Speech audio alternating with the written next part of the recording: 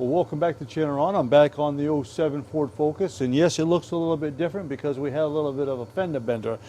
Basically what had happened is this vehicle had gone underneath another vehicle and cleaned off the top part of the engine.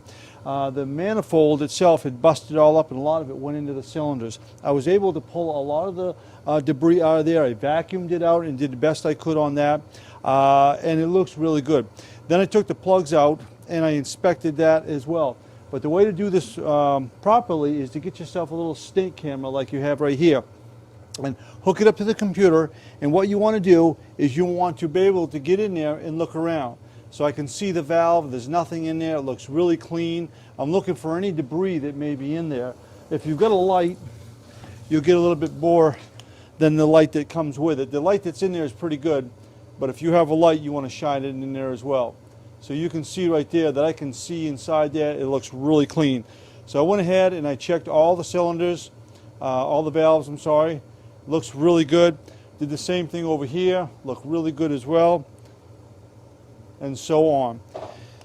Then what you want to do, pull the plugs out, make sure you keep a rag handy so nothing falls down in there, and do the same thing. Now with a snake camera, you want to make sure that that is straight down there. We'll do number one first.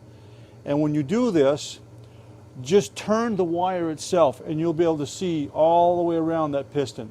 And you can see that it looks really clean. There's no debris in it. In fact, I can even see the numbers on the piston of when that was made, the H2SS. I believe that's what it is. Go ahead and go to the next cylinder, do the same thing.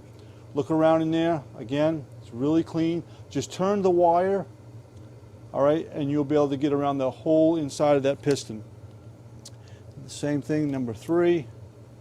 Look, if you even want to inspect the threads on the spark plug, these cameras are really good. But I'm not worried about that. I'm just worried about the cylinder itself. So put that in the cylinder, look around. Okay, it looks really clean, so I'm real happy with this. So the plastic that had broken, it doesn't appear as though it got inside the cylinders. And do the same thing with the last one. Same thing. Looks real clean. Real clean.